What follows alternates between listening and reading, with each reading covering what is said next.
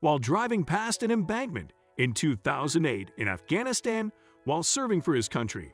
Joe would stumble into something more than just sinister. Joe was among 4 men in the vehicle when the road crumbled beneath them and the car went plunging water below them. He then snapped out of the memory when he heard the judge before him clear his throat.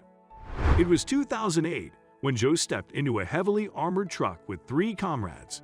The doors were so armored they had to be opened and closed hydraulically. The truck was going down a road right next to a river when the road suddenly wasn't underneath them anymore.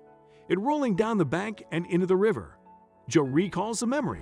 The water starts rising and coming up to my head. I'm having trouble getting my seatbelt off. Luckily, his comrade was there to fish him out of his seatbelt, but they both realized that there was a much bigger problem at play. They were in a sinking tomb. The hydraulics system is knocked out, and we are fighting for these doors and fighting for these doors, Joe remembers. You can't see the water rising because it's pitch black. You can feel the water rising. Pretty soon the water comes up to a point where it is up to our chin. Then I hear a gurgling sound. Joe then found out about the gas bottles that were leaking inside the truck. They had been damaged when the truck fell into the water. This means that amongst the water rising up, their air was contaminated with gas. Joe felt himself struggling to stay conscious as the cocktail of air and gas entered his lungs. He remembers how he felt. I'd see these things that weren't there, and I was hallucinating. I thought I had died. The minutes would feel like hours before anyone came to aid them. Joe remembers a team finding him and ripping him out of the wreckage. He remembers leaning on soldiers as they walked him up back onto the road. He made the mistake of looking back at the truck where he saw an image that he would never forget. And I looked to my left, and there are 3 people laying there. He would never fully recover from the ordeal and said that he didn't just lose comrades, but brothers. He would start to suffer from flashbacks after that. He would randomly remember the night from anything as small as the smell of fuel. This would be followed by anxiety attacks and nightmares. He never even wanted to talk about that day. On top of that, Joe knew that adjusting to a normal life after his service would be hard. But with everything going on, no one would ever understand what he was going through. Soon after arriving home, he would develop a habit that would help with his pain, even if it was for a few hours before. He started drinking at home and found that it really helped with his post-traumatic stress disorder, PTSD. I wouldn't drink because I liked the taste of beer. It was when I was angry or if I was hurting. This would soon bleed into his normal life, as he would be pulled over one day while driving under the influence. He would have to go before the judge scores of times, submitting urine tests to prove his sobriety each occasion, but Joe couldn't give up the bottle, and he faked one of his later tests. Joe had lied to the judge, and 2 weeks later he admitted to his falsified test. Joe apologized to the judge 2 weeks after the fact, but a simple apology was not going to be enough. The judge, Lou Oliveira, believed that Joe should be held accountable for his actions, and as quickly as that Joe was sentenced to a night in prison. What no one knew was that Judge Lou was an Army veteran. If anyone, it would be him that understood what Joe was going through, yet here he was, putting Joe into a tiny cell alone, or a whole night.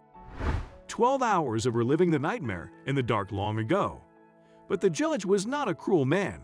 He knew Joe would suffer coping with isolation, so he came up with a radical plan. On the day that Joe was to report to jail, Lou decided to meet him there, mostly for reassurance. When he showed up, I could tell visibly he was under distress, Lou remembers. He was shaking. He was trembling. He was sweaty, Judge Lou remarked, and this was before Joe had even entered the cell. What would happen when those doors closed behind him, locking him in for the night? The walls got closer, and if Joe stretched his arms out, he could touch both walls on either side of him. But it felt like the cold, dark box was shrinking in on him. This door, too, was immovable, just like the truck's doors had been on the night of the accident. Suddenly, he was back in the truck, cold water up to his chin, the smell of gas in the air, no escape. The flashback wouldn't stop. I put my hands over my head and put my head down. He was trying to think of being anywhere, but it was impossible. His skin crawled, and cold sweat formed over his whole body. The gate swung shut behind him. It just kind of echoed in my head. I was so nervous, Joe says. Joe began to have vivid flashbacks of the night he and his team got trapped inside the submerged vehicle. In the truck, I didn't know I would get out of there, Cerna says. I'd only had one option that night, and it wasn't a good option. In the cell, I reflected on that. A rattle at the gate jolted him from his waking nightmare. Joe looked up to the gate, knowing his time was nowhere near complete, but praying that by some miracle he could run straight out that door. Instead, he saw Judge Lou. The judge smiled at Joe, and Joe kind of smiled back. The security footage captured everything. Standing right there is Judge Lou Olivera with a big smile, Joe recalled. And I kind of smiled too, because he was holding a tray of food. He comes in and he sits on the bed. Scoot over. Joe remembers him saying. They closed the door and locked it, Joe says. I said, this is serious.